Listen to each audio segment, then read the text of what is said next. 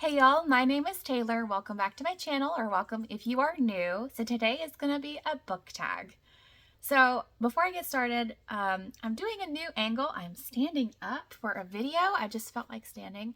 So let me know what y'all think of this angle. I kind of like it, but let me know. I always like y'all's feedback. So yeah, I'm doing a tag that is another one that I was tagged in a millennia ago. So book lover Amanda, she tagged me back in August 2022. So if you watched my tag video the last tag video I did, which was the 5, 4, 3, 2, 1 video, she had tagged me in that one as well. So I think these two were the only ones that I'd had outlying from over a year ago. Now I'm getting more closer to, I think less than 6 months or less. So I'm getting back on track. So I'm knocking out these old ones out of the way. And yeah, a year and 8 months ago, twas I tagged, and I'm just now getting to it. So thank you, Amanda, for tagging me. I'll have her channel and the video she did way back then linked below. So this is the Why Haven't I Read These book tag. And a lot of these answers are the same ones I would have done if I'd done the tag back then. So anyways, so the first prompt is classic books that why haven't I read these yet? So I have my piles behind me. Let's see. Classics. All right, so this is embarrassing. This whole list is embarrassing. Calling myself out, but it's all in fun. So I need to get to these.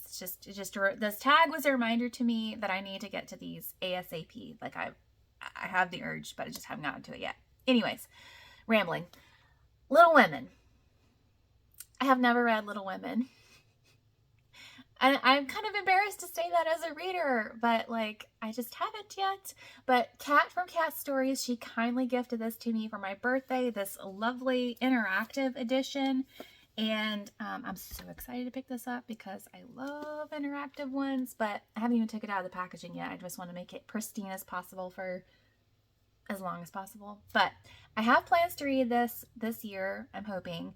I've thought about during Christmas time because I've heard there's like a Christmas scene. I'm familiar sort of with the general storyline. I know there's a sad part. I'm prepared. I know what that part is, but I just haven't read it because of the sad part. But everybody's been talking about it lately and how sweet the characters are, and I did not realize what a Christian undercurrent there is in this story, particularly with Marmee. My sweet friend from Old American Spirit, she sent me a message and said that one of the Marmee quotes reminded her of me, and I thought that was so sweet. So it just urged me to pick it up even more quickly. So it might be Christmas time, it might be sooner, but definitely need to get to that one. All right, so my second favorite Jane Austen story is Sense and Sensibility. Is my second favorite movie adaptation. First is Pride and Prejudice, but I have not read Sense and Sensibility, and I still need to get this sticker off of it, but boo, I'll do that eventually. But this is such a pretty edition. It's got illustrations that I'll show you if I can find one. Where is it at? There we go. Here's a black and white one, but it's so pretty. I got it for my birthday from my mom, and yeah, so I would love to read Sense and Sensibility and rewatch the movie with Emma Thompson because it is glorious. All right, last I'll say I recently read The Hound of the Baskervilles, and it just spurred my interest in reading all the Sherlock Holmes. So it's on my bucket list to read all of those stories, especially in this glorious edition. It is absolutely fabulous. My mom got this for me too, but I mean, come on. The pictures. So, gotta read that edition and all the Sherlock Holmes. Yes. 2 fiction books I have yet to read. So, where's my pile? Is this my pile? This is my pile. Okay. First up is This Present Darkness by Frank E. Peretti. And I originally heard about this over on Oshina's channel. This is a spiritual warfare book, and as a new Christian, when I first learned about this, I was a little intimidated because that stuff is very, very new to me, and I don't completely understand it. You know, as a recent non-believer, it's a little bit of the woo-woo world, but then now that I'm a believer, I'm like, oh, this is actually a thing. So I thought this might be helpful, just in my own walk. Like, it's fictional, of course, but it can be applied in real life. So I saw this on Lauren's channel. She read it recently and she raved about it as well. So definitely need to pick this up at some point. The next two I have are, I don't physically own them. So In Search of a Prince by Tony Shiloh. I have wanted to pick this up for a long time. It is what's the word?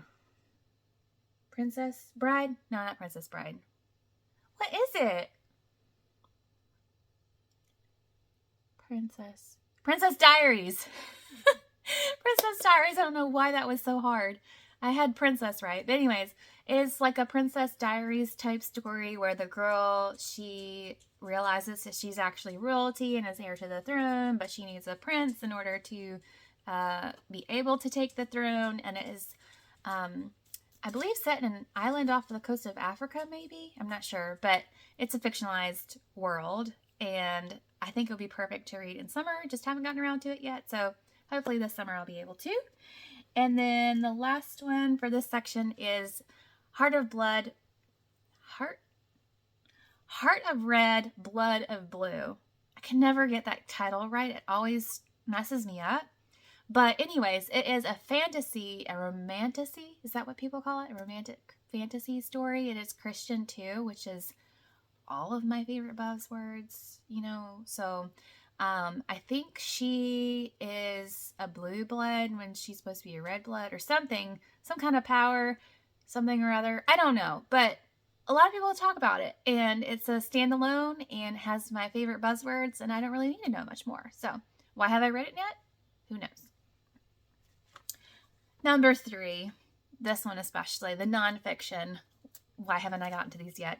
I could pretty much answer all of the nonfictions I own, except for one, because I've read one of my entire collection. So I could say all of them, but I'll give you some specific examples. This book was going around BookTube a couple years ago, Gentle and Lonely by Dane Ortland. And this is, y'all, I cannot go a single video without a book falling. Can't do it. Anyways, so this is the heart of Christ for sinners and sufferers.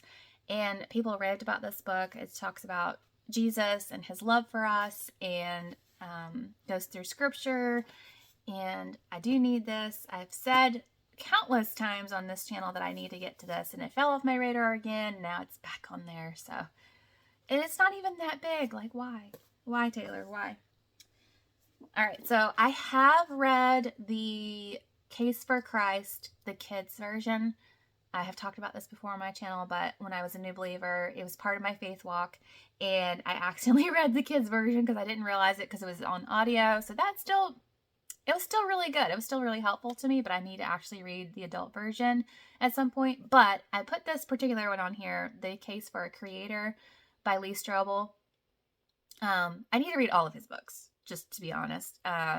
He has a series of The Case for a Creator, Case for Faith, Case for Easter, Case for Miracles, all of them. I need to read all of them because I just love The Case for Christ. It has such a place in my heart of my faith walk, and I think he has a lot of good stuff to say, and I know he does a good job of diving into the evidence and all the things, so need to get to those. And then, oh, the book that fell. Ugh, this is the next one. All right. Cold Case Christianity by J. Warner Wallace. This is kind of similar to The Case for Christ in the sense that it is I think he's a homicide detective investigates the claims of the gospel. So it's kind of a dive into the evidence behind it, like an apologetics type book. And actually Lee Strobel wrote one of the forewords, so it has the same vein for that. I've heard it's kind of more textbooky, so I am prepared for that. So yeah, I've mentioned before, I'm a broken record. I've mentioned before. Anyways, I have a hard time with reading nonfiction right now just because my life is so busy and I just need to use more brain power to process nonfiction and actually use it and apply it. Like, why read nonfiction if you're not going to use it? Versus fiction, you can just fly through and it's just for entertainment. But I guess you could say nonfiction is entertainment too. But what I'm trying to say is that nonfiction, I want to have more of an impact on me, and I need to take the time to actually sit down and highlight and write notes and things. So that's why I haven't gotten to nonfiction much yet, but I want to read all of them. I learned all about these nonfiction books. I'm like, that sounds so good and so helpful. I put it on my TBR and I just never got to it, but it is on my to-do list to get to more nonfiction. I am reading one right now, so hopefully I'll finish it. Number 4, not your normal genre. So I could say all the books for nonfiction, but again, I have examples of other types. So The Atonement Child by Francine Rivers. Actually, I have never read a Francine Rivers book, period. So I could say her on this list, but specifically this one because I'm not a big contemporary person. So there's that. And then, it's not that big. I thought it was bigger, but this one is about a child that was conceived via rape, and I think the mom's decision to keep the child, I think. I could be mistaken, but Francine Rivers, I know she has like gut punch stories, and I think I'd have to be in a fairly specific mood to read, particularly this one, because abortion and all of that is something very near and dear to my heart. Of babies' lives, babies are alive. So yeah, I know this one will be particularly hard to read. And yeah, I haven't been in that mental headspace yet, but I own it. One day I'll read it. Another one that I've heard a lot of people talk about is Boo by Renee Gutteridge. This one is Christian fiction, and it's about an author who used to write horror stories, and he stopped writing them because he became a Christian in this small town where he lives and writes. They make their money off of him being a horror writer, so their income, their financial situation is being impacted by this change, and so there's a lot of small town dynamics. I've heard it's funny. So yeah, I haven't gotten all these. I just need to stop saying that. I need to.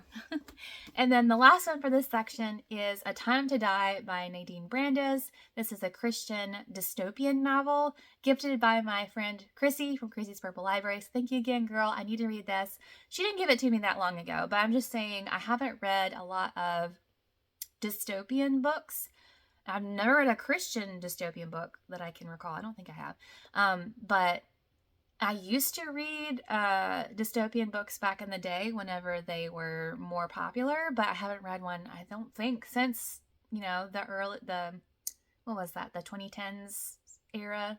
Is that the time frame?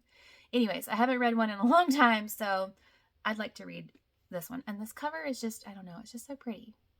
I love it. Number 5, a book sitting forever on your TBR.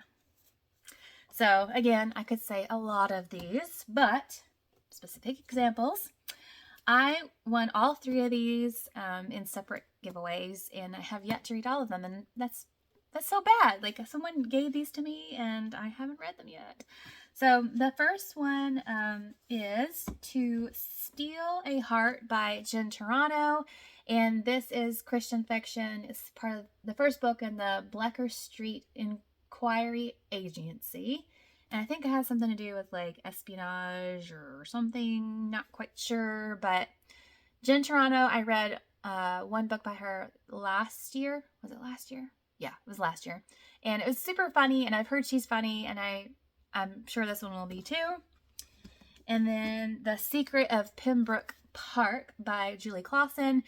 Have yet to read a Julie Clausen book. This is one of hers that I own, but I mentioned this one because I won it in a giveaway and I need to read it. And I think this one is like Mansfield Park, like parallel, maybe. Not sure. It's historical. Not sure if it's a romance book. Don't even really know much about it. And then this one as well, Dauntless by Dinah L. Slyman.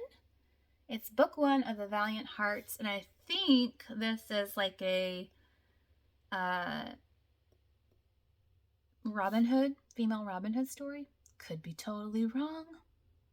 You know, I'm pretty sure it's Christian. Yeah, it's published by Bethany House, so need to get to that one. I've had it for a long time. All right, so those are some of the books that I have yet to get to yet for some reason or another. Not sure why, but I have plans eventually. There's just too many books to read, right? Like, I want to read all of them, and there's just not enough time. So as far as the people I am tagging, again, this tag was going around quite a lot a couple years ago. So I try to find people that I didn't see that they'd done the tag or that are newer channels. So if you've done it, let me know so I can go watch it. Or if you don't feel like doing the tag, totally cool. But I thought I would tag these people. So Alicia, she has had a channel for a while, but I didn't see this particular tag on her channel. So again, I may have missed it, but her channel name is For the Love of Christian Fiction. And then Lauren, I don't know how to say your second name. Is it Jeanne? I'm not sure, but she has had a channel for a while, and she recently revamped. I don't know what word to use, but she's redone her channel, and she doesn't have her previous videos public anymore. So I don't know if you've done this tag particularly or not, but even if you have, maybe you have some new books to share. And then Writing for Jesus, Nikki, I tag you as well. And then Reading in Darkness. I didn't see this tag on your channel either. So again, if y'all want to do it, perfect. Let me know. I'd love to see your answers. If not, totally fine. But yeah, so thank y'all so much for watching. I hope to see you in the next video and chat with you in the comments. Bye, y'all.